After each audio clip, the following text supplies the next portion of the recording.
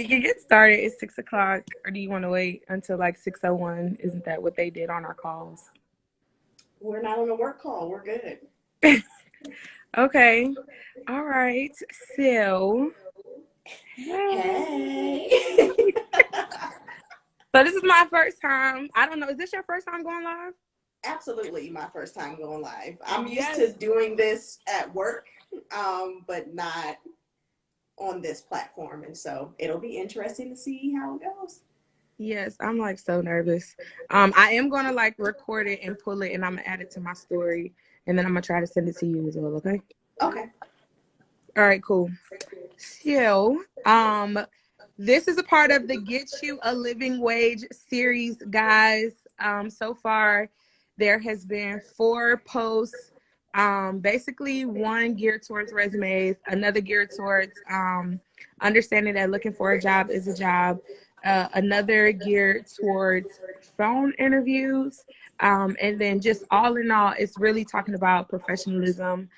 So Jackie is my mentor, took me under her wing about 2.5 years ago. I was just a little beaming caterpillar at Amazon, and she turned me into this beautiful butterfly. I'm so grateful for her. You are Um, crazy.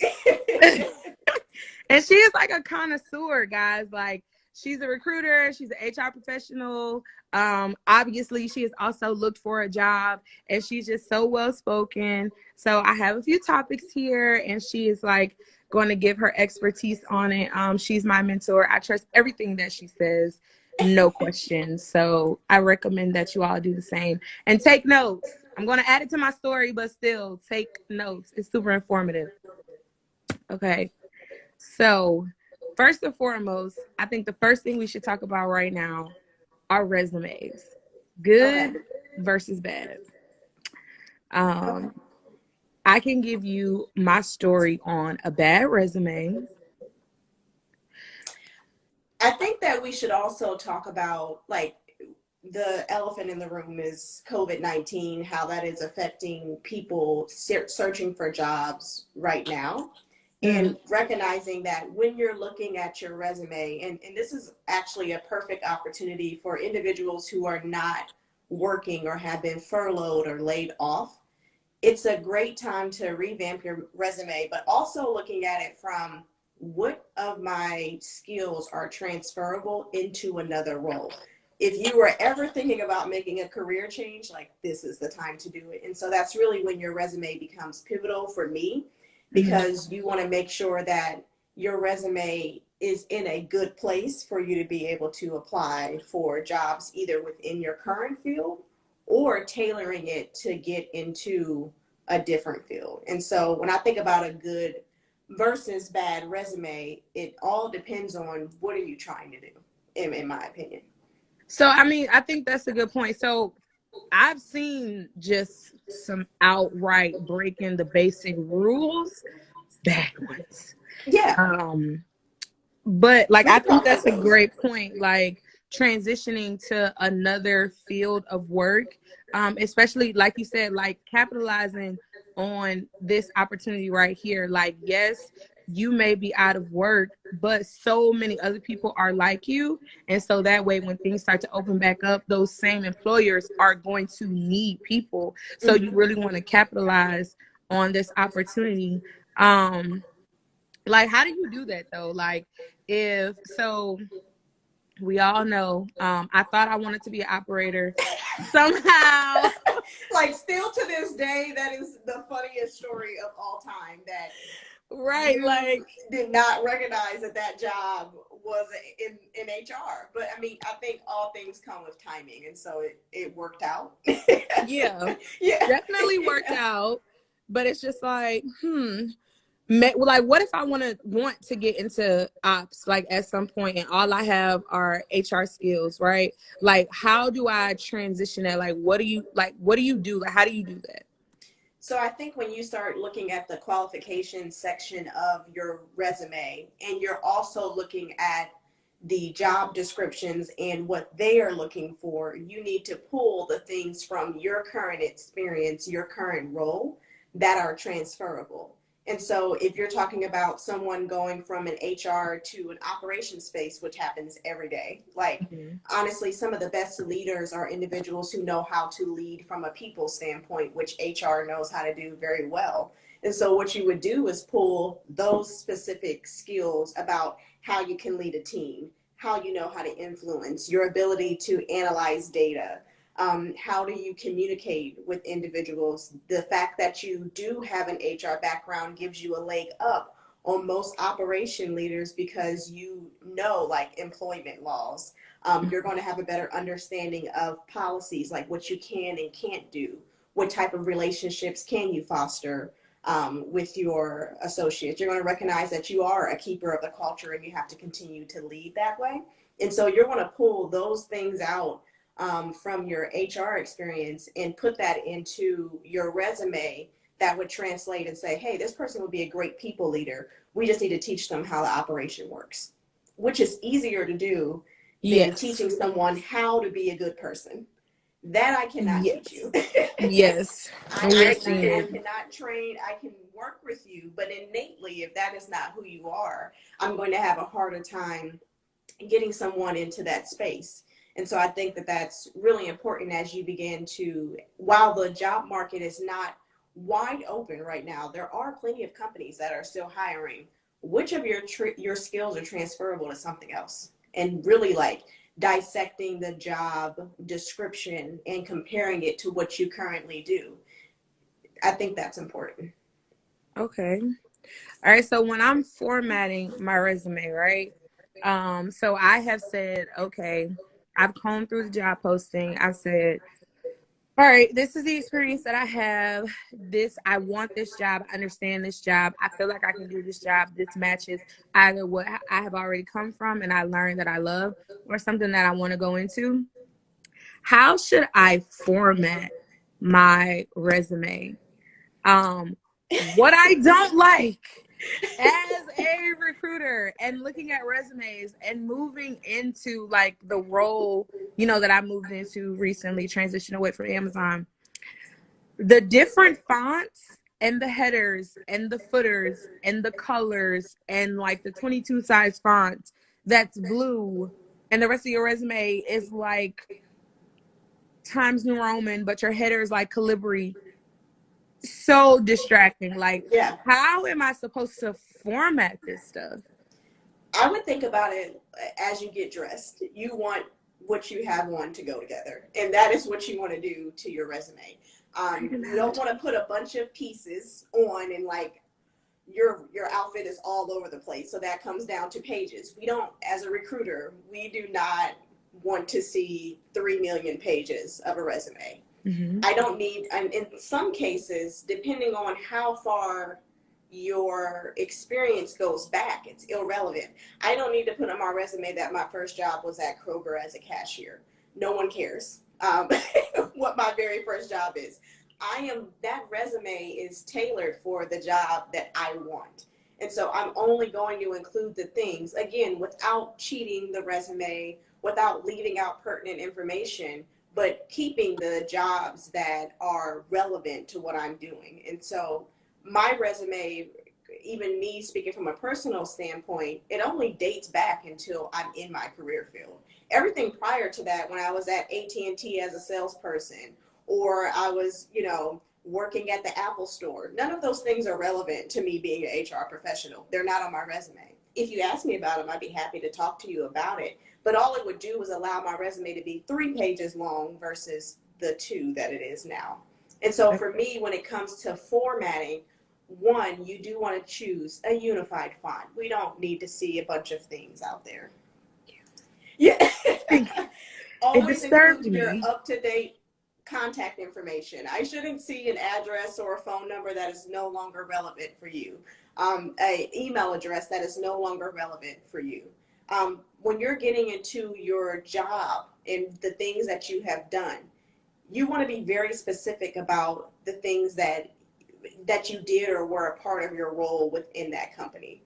And so it's very important that you get very detailed, but not overly wordy to where you have this long paragraph of things that you did. It should be very straight to the point bullet points. So I think that that's a good point. So I was reading something on LinkedIn.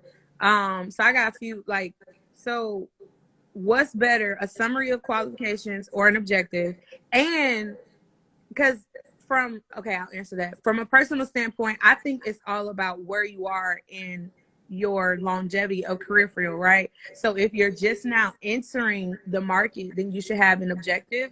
But if you've already been in that market, you should have a summary of qualifications.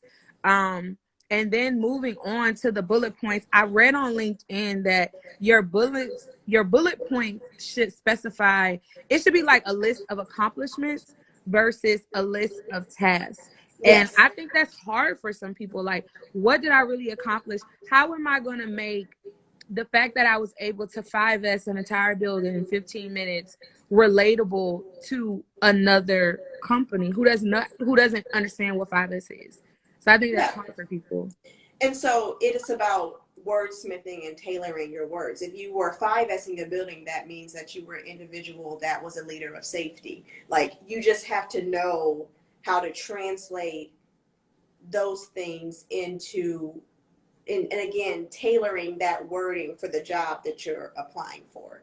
And so, like, even if I was an operator and I 5S the building, as an HR person, you can say led safety initiatives across the building. Like, if they don't understand what 5S means, Mm. and that is a way that you can do that. I do think the summary of qualifications versus objective is very important. Like, for me, I don't need to put my objective. I'm already well into my career. But what I do need to do is give you a brief overview of my summary of qualifications. You know, I always am saying, make sure that your elevator speech is always ready to go. And that elevator speech can be very comprehensive as a part of your resume also.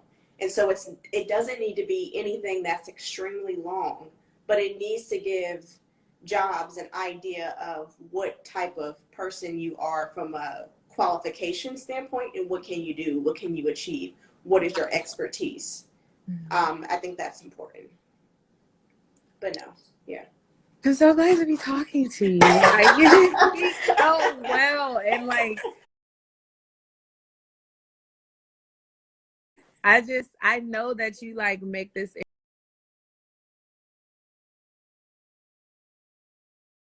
into ways that like people can understand, because I'm known for rambling. I know it. There's nothing wrong with that either. Just don't do it in an interview. Yes. Interview, like literally the last topic, because that one I think is like super important. I think that's where a lot of people fail. That's where I failed a lot, the phone interviews. But so last thing about the resumes, and I kind of want to touch on this because I know that like you and I are, well into what, like 2 to 3 years of experience, and that's just for me. I know that you have like, more or whatever like that. So for our people who don't have as much experience as us, or they really want to capitalize and like elevate their income, kind of like go away from um I don't know, an associate to a leader. What are you like 3 quick things that you think would be best for them to do to translate that on their resume to even just be pulled to be picked? Um, One, I think it's important. So you're saying if you're an associate and you're trying to get into like a shift assistant role or like a lead role, like, Mm-hmm. sorry guys, shift assistants, that's an internal term from our previous jobs. That just basically is going from your entry level to someone that has the ability, like has more responsibility and is leading a team, but not a team that is directly reporting into them. Is Right. that okay? So I think if you are someone, well, I'm gonna step off the resume for a second and just talk about like going to that spot. That is patience. That is showing from the very first day that that is something that you're interested in, and actually embodying that on a consistent day in and day out basis. I think um, you have to be an owner of your own development. Do not expect me to develop you. If you tell me that that is what you're looking for, I am more than happy to do so. But as a leader, I'm not going to assume that that is what you want to do. There are a lot of people who accept a job and they're fine. Like, they do not want to do the next thing, and that's okay. And so I think that's very important. When you get to someone's resume and they're going from like an associate base into a lead role where they don't have a direct report, but they are still influencing a team. I think it's important on your resume that you highlight your ability to understand the business, ways that you have already stepped up as a leader. And so running initiatives in the building, being a part of certain project teams when they raise a hand. I know every building has like a safety committee. If you're talking about warehouse work or anything of that nature, you want to make sure that you're raising your hand to be a part of that, and you want to be seen. And so I think when you're talking about your resume, you want to include the things that you have accomplished while you were there. If it is a metric that you have to hit, you want to include on your resume that you are doing that consistently. If it is a sales threshold that you have to hit, you want to say that you're doing that on a consistent basis. Include examples of when you have influenced others. Like it feels weird when you're writing down on your resume what you do because you're almost bragging on yourself, which naturally that doesn't come naturally to most people. Like it doesn't feel good for us to say, hey, here's all the things that I've done. Like no one You're right. You want to be modest. You want to be modest. Unfortunately, sometimes when you're being so modest, you're dimming your own light because you're not showing others what you can do. That is important, I think, when you're going from like an associate into a lead role. Okay. Yeah. Um, all right. So a few things that tips and tricks that I will hit on as far as resumes, and then we will move on to the fun stuff, the interviewing tips. Um, Definitely for me, guys, if even if you just want me as a recruiter to read your resume, I cannot be distracted. So I really need like uniformity and not all of the fonts and the sizes and the headers, not no different colors, all black. Okay.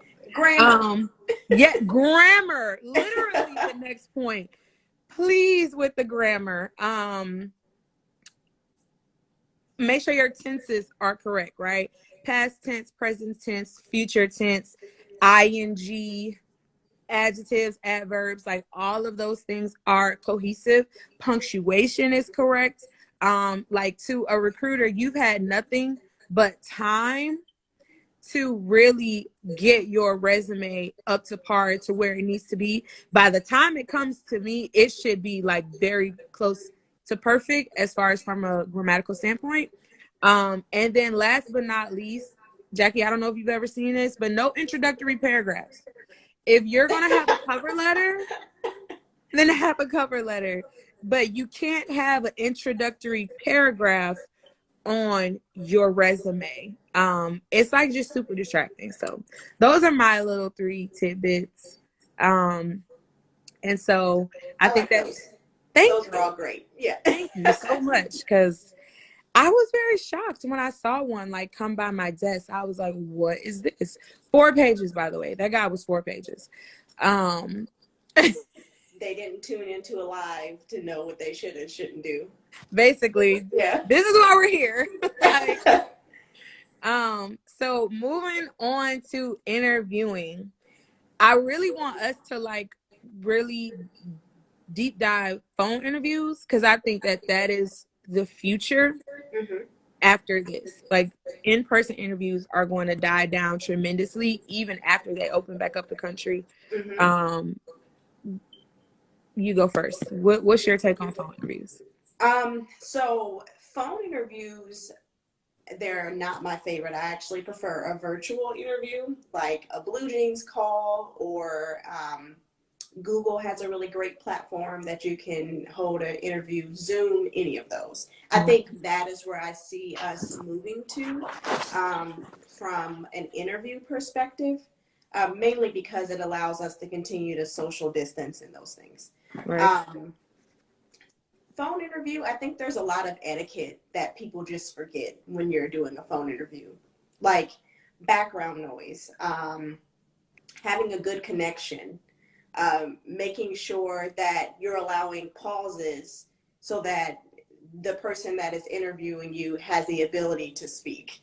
that you're not, because you're not in front of someone, so you can't really pick up on the social cues of when they are ready to start talking. And Mm-hmm. so making sure that you're not like over talking that individual, I think is really important.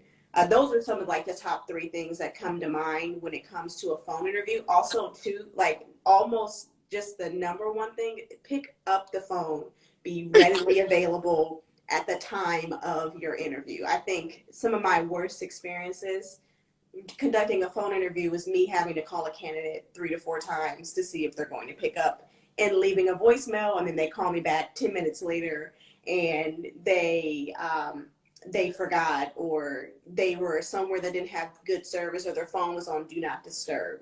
I would also say an important thing from like a phone interview perspective is that because you are not in front of me, I cannot see your body language.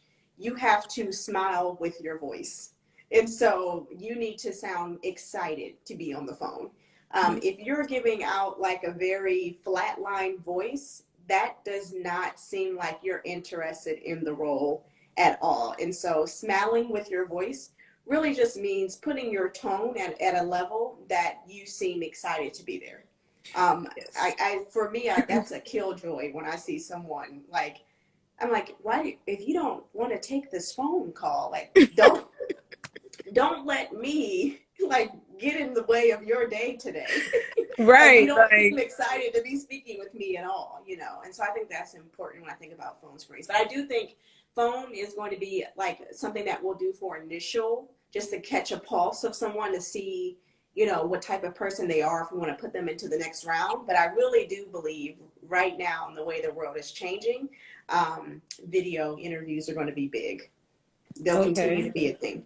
Yeah. So even with like video interviews, because I think people also underestimate video interviews. Um, I will say, do not be asleep. Be prepared. Be ready.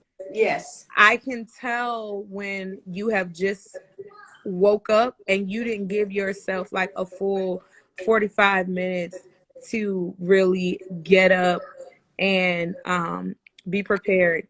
Don't do this. Like what Gabe is doing, don't have any of that in the background. Um, Don't talk about my friend like that. I'm just saying, I told him what I was doing, but again, he's 3. And then I will say, I think another key thing about like interviewing over the phone is the pauses, like what you said for as far as the pause effect is not only for the interviewer, but it's also for you. Because Yeah. when you don't have the answer readily available, just pause. Because I will be able to hear, and like I can hear the and the frazzleness in your voice. And so that's just not what you want to convey. You have to remain poised at all times and Yeah. readily available. Like what I'm doing right now, you could tell that something is happening in my background, like without even seeing him in the camera, just by the Yeah. way like my tone is fluctuating. Um, but no, And back when to you the talk like, about pauses, though, it's okay to ask for one. I think people forget, they try to fill their space with their voice and forgetting that it is okay to say, that's a really great question. Do you mind if I take a moment to gather my answer? That is okay. I prefer that over someone trying to fumble through it. If you need to take a moment, say that. And you have to remember that employers are looking for people who are authentic and transparent. And if you have to take a moment to think, that is okay because it happens to us all day long. And so is it that's okay to ask them to repeat the question? absolutely. Now, what I don't think it's okay to ask me to repeat a question 3 times, but to say, uh, you know, I'm having some, I would like to get some additional information about that, or I'm not understanding it 100%. Do you mind repeating that for me again? I don't think or to make sure that I'm providing you with the best answer, can you, you know, say that one more time for me? That is okay. It's about how you ask them to repeat the question. If it comes off as though you're not paying attention, that is bad. But if you are forming it in a way that to say, I want to make sure that I'm giving you the best answer of my ability, can you repeat that question for me? Okay. Yeah, and sometimes employers will use, or recruiters or anybody that's interviewing you, they may use terms that are confusing to you, or you might have a moment where you just have a brain lapse. You're like, what does that word mean? It's okay. Yeah, and it's Okay. also, and someone just commented, which I think is great. It is a great way to stall if you don't have an answer. That's Oh, okay. yeah. And so it's just about the way. Thank you, whoever asked that question. It's a great way to get your thoughts together. Yeah, it's okay. Okay. Yeah, I gotta scroll up. I'm not even, I'm My like so my in tune to iPad like is what giving you're me all saying. the tea at the bottom. Like, I'm so in tune to what you're saying right now. Um, so okay, I think that's like all very great information. And I think, people don't know that, or like they're super scared. They think that it's going to deter them or make them seem like less professional, less poised. But it is okay to ask for question ask it is okay to ask to have the question repeated, and it is okay to pause. Um, but I think you mentioned something like really good about the virtual interviews. Um, I think those are also underestimated. Just with the making sure you have the right equipment, like you Oh can't yeah, rely on, what if your phone isn't compatible? Are you testing the equipment ahead of time? Like, you know what I mean? Like right before your interview to make sure that you're ready. Um, should they be fully dressed or just top dressed? I think that anytime you do a virtual interview, you never should underestimate what you will do under pressure. And so that is why I say be fully dressed, because, like me, I'm someone, I talk with my hands. Depending on how passionate I am about something, I could accidentally stand up. And so you don't want to be in a position where you accidentally stand up and you have on your pajama pants with the reindeer on them. Like, make sure that you're, and also too, I think getting dressed for an interview puts you in a mindset. And so if you are going to get halfway dressed up, I'm almost going to think that you're halfway prepared. Like, getting yourself fully dressed, your clothes say a lot about people. It's a Mhm. lot about your personality, how you feel about yourself, how you carry yourself. When you get fully dressed, you feel good. It gives you, like, that is almost like good endorphins. And so I do think it's important that you definitely get fully dressed. You don't treat it any differently than you would a traditional interview, because it's you getting prepared, your mind ready to go. I think that's important. Okay.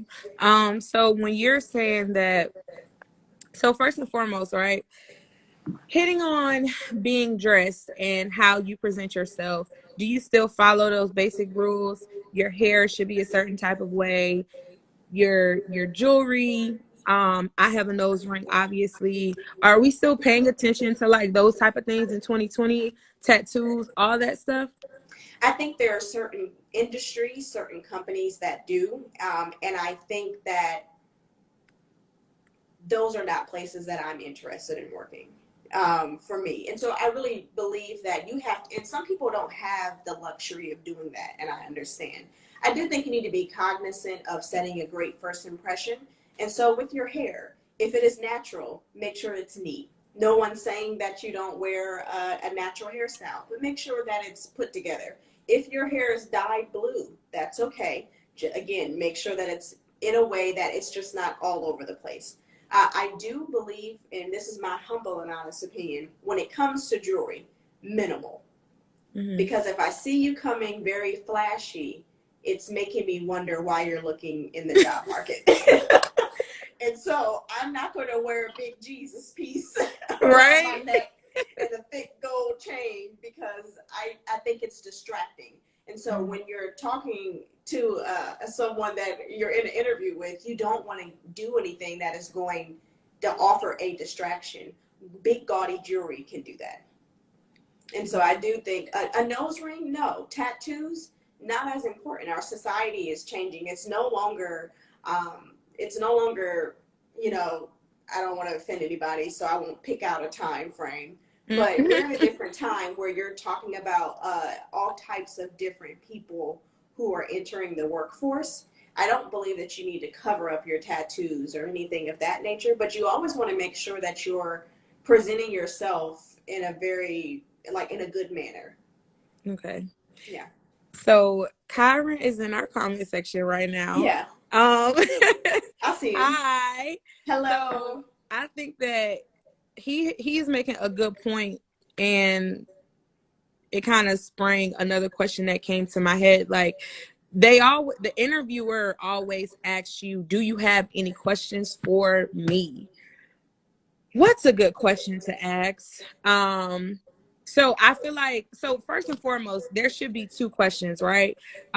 One that is prepared, that shows that you know something about the job that you are applying to.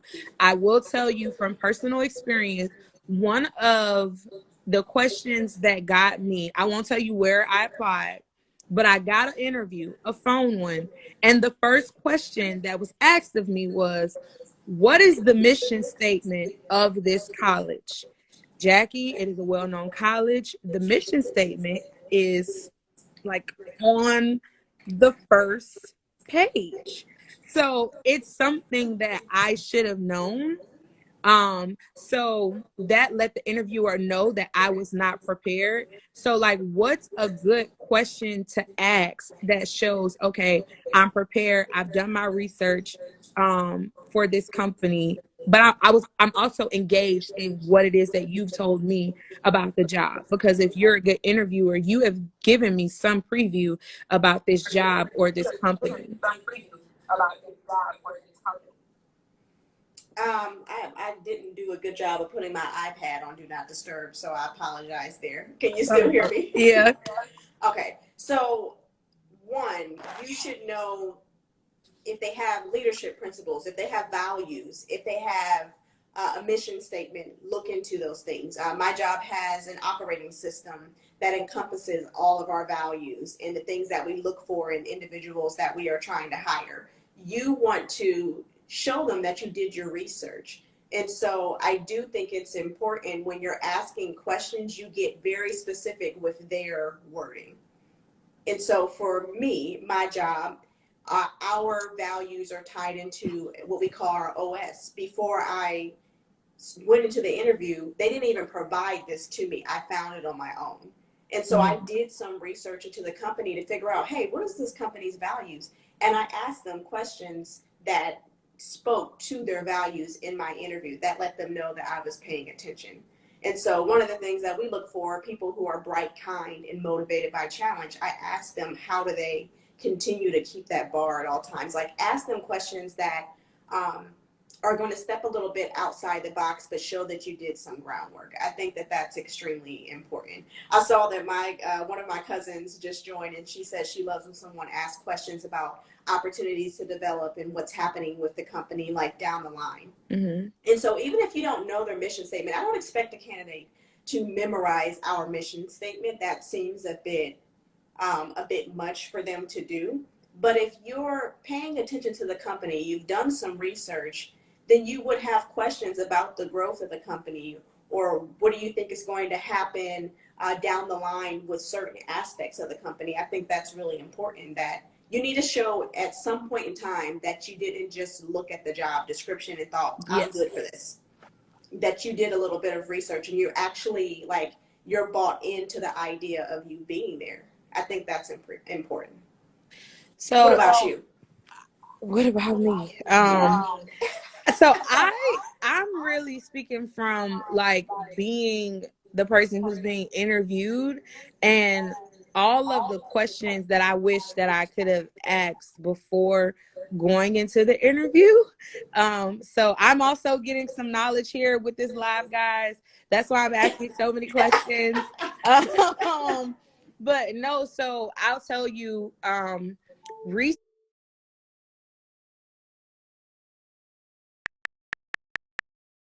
um recently I was asked, and it's like one of the first questions that they always ask. It's so universal, it's so standard. What made you choose XYZ? Like, Yeah. and it's so, like, you would think that it's an easy it's a very hard question. Like, what's a good answer to that? So, do I give a cliche answer? So, you know, if we want to take Amazon, right? Mm-hmm. All over the news, super huge company. Um, do I give an answer like, you know what? I know that you're one of the leading companies in America. I would love to be a part of the team. That's what drew me here. Like, is that enough? Or like how deep do I need to go to make sure that I got the answer right? Like that I answered it well enough. Yeah, and so I think again, you give an honest answer. Like whatever your reason is for entering the job market, you should definitely give a piece of that within reason, of course. Like if you're entering the job market to earn more money, you're not going to say, "Yeah, I'm actually interested in this company because I think you guys can pay me more." That's a bad answer. What you would say is that you're looking for additional opportunities to scale and grow as a leader or as a professional or whatever. But then I do think that you tie in their values if you can and say, like for me at my job, I can say, I noticed that feedback is the base of your operating system and it's the number one thing that holds everything together. And that is really important to me. And I want to be a part of an organization that recognizes that feedback is important. Like you want to incorporate all of that together.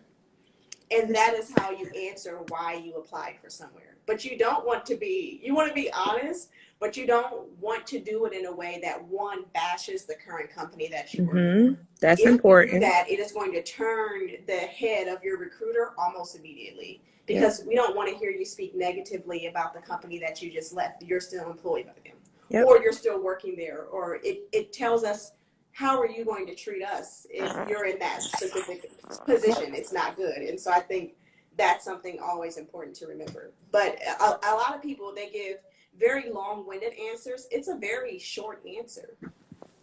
Why are you in the job market? What are you trying to accomplish? What about that company attracted you?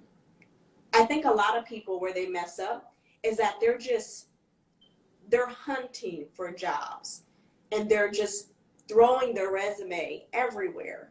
They're Mm-hmm. not being very specific. They're not being intentional. And when you stop being intentional, that is how you get into the position when somebody asks you, "Hey, why are you looking to join this company?" You don't have an answer Right. because you're not being intentional about what you're looking for. You're just looking. Yeah. You're Yeah, just I like, think oh, I that. saw this opening. Yeah, I saw I'm your job on gonna. LinkedIn. Right. That's why I applied. No, that shouldn't be the only reason why you're applying for a job. Now, not again, not everybody's in a position where they have the luxury of doing that. I recognize that some people, especially right now, they do need to Need a just job. find a job. Yeah. But be transparent and say, hey, the pandemic that is happening right now has put me in a different career space than what I'm used to. And at this point, I am looking for gainful employment. But here's the things that I have to offer. Here's the things about your company that I think are going well, and I would like to contribute to that. This is how I can insert myself. There's a way that you can say that and spin it, and it still comes off good. But I think, yeah, it's about how you say it. I Yeah. can tell someone to their face that they're the ugliest person in the world, but I can throw so much honey on it, they don't even catch it. It's just about how you say it. Yeah. And it also sounds like you have to research. You can't Oh, yeah. just like you have to research. It's not something that you can get around. You can't shy away from it because then you're going to look ill prepared. And the whole purpose of them scheduling an interview is so you can be prepared. It gives you time to prep, especially if they sent you over the material ahead of time. Open it, read it. Yeah. Like they're telling you exactly what it is that they're looking for. The less guessing that you have to do, the better. So I think that like all those things that you said were super important. I love that you gave examples of the answers. That's why I told y'all I have y'all pen and paper.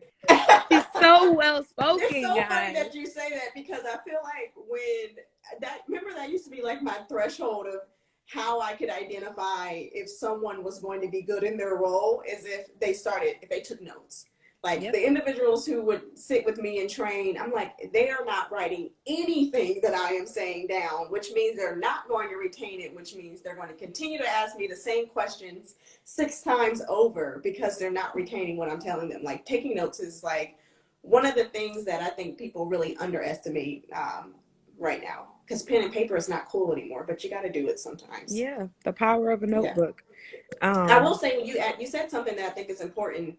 If a company sends you materials and you do not read them, that is like a red flag on your yep. attention to detail and how you could possibly miss things in role. And Hmm. so if a company sends you something about their mission statement, about the company in general, their values, their leadership principles, read through them.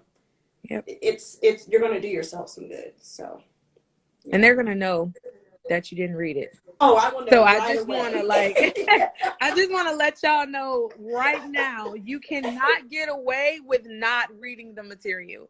You cannot get away with skimming it over. Um, I know exactly who you're talking about when you gave that example. That person came to mind. And then on the reciprocal of that, yeah, the other person just didn't read. And I could tell that they did Yeah, not read because they're going to ask you the same questions 1,000 times. So when they give you the material, guys, like they're giving it, like they want you to read it. It's not, just to make their email long or to say that they did it. It's like yeah, studying for the test, like study for your test. You want to do well, you want to get an A, right? Because I mm-hmm. mean, you need the job. You're obviously looking, so you want to put your best foot forward so that way you can get a pretty decent offer, or Yeah. get And I an think it's offer. important too to remember, like, you don't want to waste your interviewer's time. Yep. Like we, as recruiters, as people who interview individuals, time is of the essence for us, and we do a lot to make sure that the candidate experience is well and it is seamless. Make sure that my interviewer experience is well also, and so that means being prepared. Hmm. And so just about how much we think about the candidate experience, think about the experience you're going to provide the person that is interviewing you. And you want to make sure that it is a good one. Okay. So last question. We're a little bit over on this topic, but one more question. Um, because I know firsthand how many interviews you have done. Within how deep do you get into the interview and you immediately know, okay, I'm either going to incline this person or I'm going to decline this person? Like, how deep do you even get? Because I think a lot of people forget that the interviewer can stop listening to you. Yeah, that's like a real insider trader answer for HR people, but I'm going to give it to everybody. Like, I feel like that's like really insider information. I can normally tell within the first 10 to 15 minutes whether or not I'm going to incline someone. And sometimes it's even shorter than that. And it all comes down to the things that you do in the first couple moments that we're talking, the first impression that you give me, the elevator pitch that I asked for, that the elevator seems like it's 100 stories. Mm-hmm. It's your tone. It's the very first answer you give me if it's shallow. I think I can typically tell within the first 10 to 15 minutes. Now, I will tell you, there have been times when someone has surprised me, and I get to the last like two questions, or I recognize, okay, let me try to peel that onion back some more and pull back and get out of them what I really am looking for, and they start to hit a groove. Like Mm-hmm. some people are very nervous their very first questions, and so they're not in their groove of speaking yet. And I have had people who, on the very last question, they are able to change my mind. I think it is important as HR professionals that we don't get exhausted in the interview process and that we are continuously active listening. I'm not doing my job as a professional if I stop listening. The only time that I would really stop listening in an interview is if someone says something that I think is extremely offensive or like out of line, or every question that I've asked them has been a not inclined for me, and I just know the fourth one is not going to be any better. But I do think we do people a disservice when we stop listening, Okay. because you might get that person who is okay on the first two questions, but the third and fourth ones are really good because they hit a stride. I think if we stop listening, we're not doing our jobs. Okay. So like what I think that they should know most about what you just said is to like all the way through from start to finish, you have to be on your game. Oh Like, yeah. don't get tired. It's hard to kind of like speak and answer those questions, especially when you're going through a loop and you have three different interviews set in, within like 2 hours. Make sure that you have your water. So that way like your mouth doesn't get dry. So, like that's really what I wanted them to kind of like gain from that, right?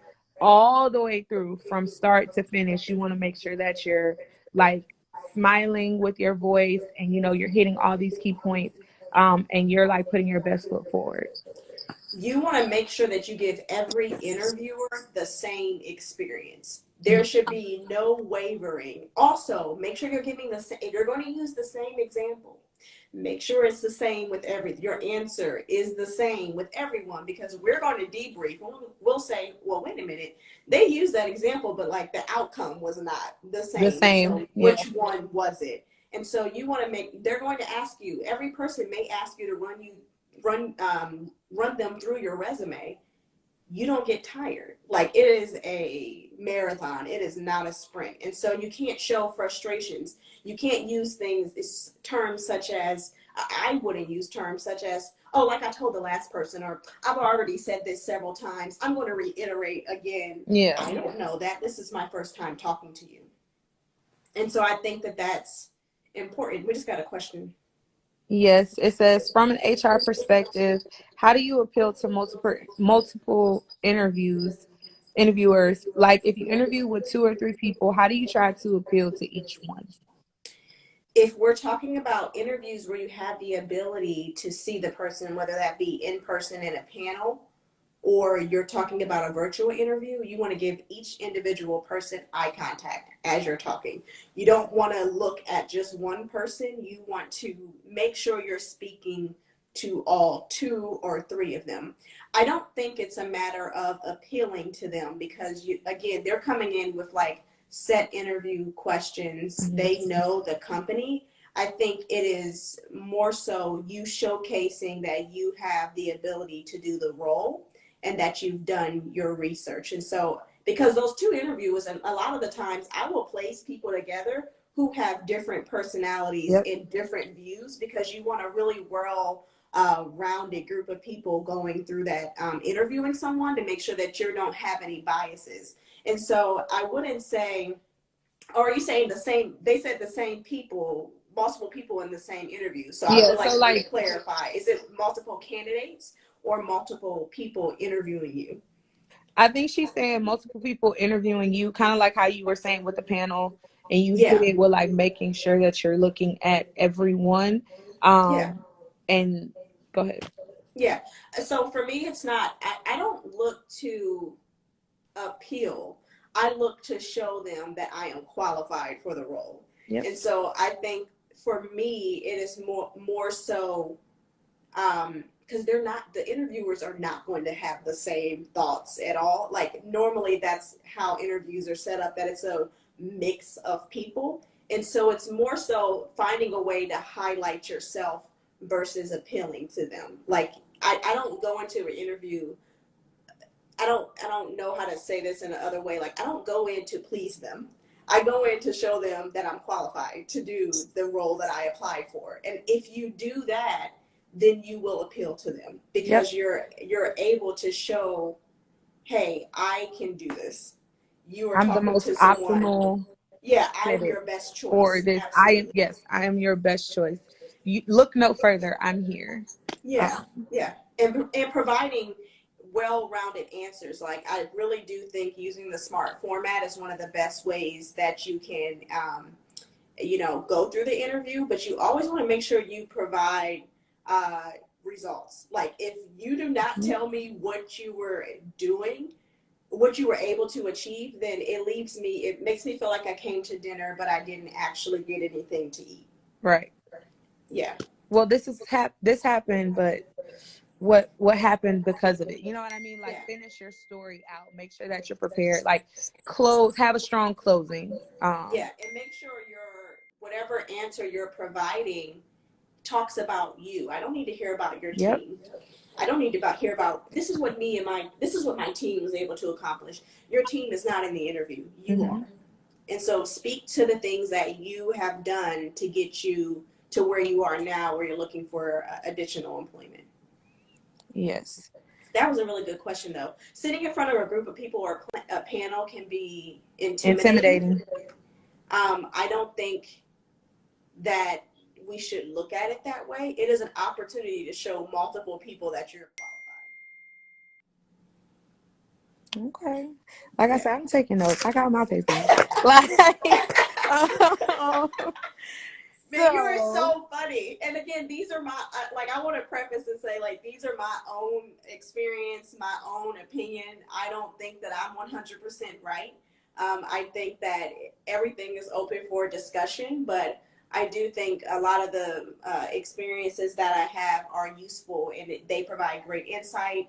And so I always tell people, navigate things the way you think is best, but if you're really looking for some meat from people who do this on a day in and day out basis, be happy to discuss that. I'll tell you guys, she's rarely wrong. Um, so like I'm just letting you know she's rarely wrong. The advice that she's given like is super correct. Like I said, I'm writing things down for myself. If I give just a quick personal anecdote, just basically like just the last thing you said as far as making sure I complete the sentence and I deliver results, right? Um, in my most recent Come on, phone deliver results. screen, in my most recent in my most recent phone screen, my interviewer, she asked me a question and I gave her an answer and she said, well, I assume that it turned out right. And I was like, holy shit, yes ma'am, like let me finish this for you. Yes, this turned out well. Like that's what they're looking for. They're looking for the sentence to be complete. Like they want the full meat and potatoes, right? Yeah. They don't know what happened. Yeah. um I would always tell you, like, I literally want to close my eyes because I wasn't there when it happened, and I need you to paint me a picture that's so vivid that when I close my eyes, I feel like I'm there and I know exactly what took place. yep. I think that is like when you are able to paint a picture or tell a story in that way. And again, when you're in interview, what you're doing is storytelling, Mm-hmm. truthful stories. These are not these are not nonfiction. These are true stories Oh that my you are god. telling. But you want to make it so that if that person, they can feel like they were there, they knew exactly what happened from start to finish. And I would always shy away unless they ask you specifically, was there a bad ending, to shy away from Or those bad ending. questions. Yeah. So, If it was a bad ending or you didn't meet a goal, that's okay. Talk about what you learned from it. mm-hmm. Okay. But I would shy away from those type of answers anytime you can, unless they specifically ask you, tell me about a time you tried to achieve a goal and failed. And then if you answer that, that's okay. Just give like, and yeah, when I failed, this is what I learned from it. This is what I took from that. And this is how I make sure I don't make the same mistake moving forward. Yeah. Perfect. That is perfect. I got two more questions for you. All right, Um, sis. okay, so first question, we talked all of this stuff about interviews, right? How long should my responses be? When you start to feel like you're talking too much, you are. Okay, Yeah. nice. I don't know how else to I'm say gonna that. go with no more than Yeah. 5 minutes, guys. Yeah, I would say no more than 5 minutes, but when you're speaking very Yeah, long. Yeah, yes. And then my last question is just from, and you'll give your perspective and then I'll give mine. Like, so it's a three-part question, right? You've gone through the resume, you've gone through the phone screen, the interview, the ideal candidate, right? We talked a lot about the optimal candidate. You know, what when do you say I'll give this person a chance? When is it a hard no? When is it a easy yes? When is it I know you lying, i.e. you did not accomplish all those things you said you accomplished? When do you feel like someone is overqualified? Like the ideal candidate, how do you wrap that on a bow? How do you get there? So I want to talk about overqualified because this is something I recently dealt with. Um, if someone is overqualified, that is okay. I think it is a really transparent conversation with that individual about the role and what they will do, and if they are okay making that step down. Okay.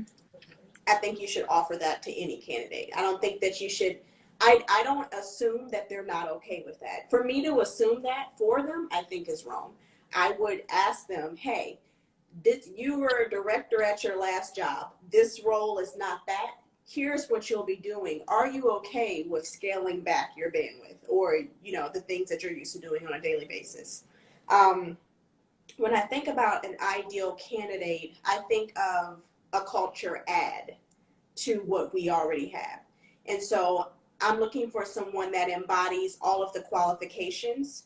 They have people skills, they have the ability to do the job from an operation standpoint or administrative, and then they're not going to be a culture fit. If I hire a bunch of culture fits, that means that I am hiring the same person back to back. That means that I am stopping or stunting the innovation within my company. And so, what I'm looking for is a culture add, someone that can add to our culture, push all of us in the room to think in a different way, and to push the business forward.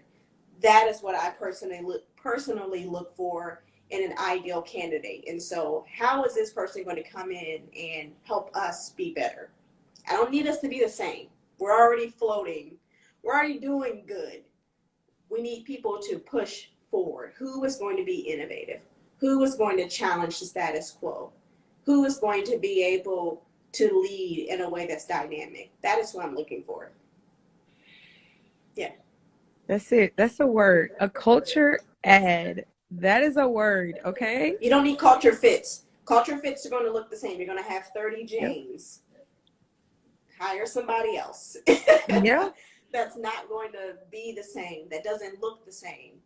Culture ads are adding diversity. It's not the same person every single time. I think a lot of companies and a lot of places forget that. A lot of people say culture. Oh yeah, I think they'd be a good fit for the culture. Why do you want to add somebody that's already going to mold in? Like they're not going to challenge you guys any Mm. further. They're not going to innovate. You don't want that. Yep. You're not going to get anywhere further. No company got further down the line by hiring the same people. Yeah. And I mean, think about it. That's probably why that spot is always vacant. Yeah. Probably why you're always hiring for it, right? Yep. Yes.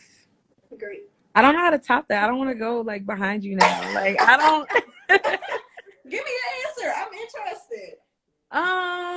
um okay, I wrote mine down. So ideal candidate for me. So I'm really like I'm the place for me that speaks best is the interview. Like I really pull from how you were able to talk to me, how you were able to connect. Like, did you make me believe what it is that you were saying? Like, was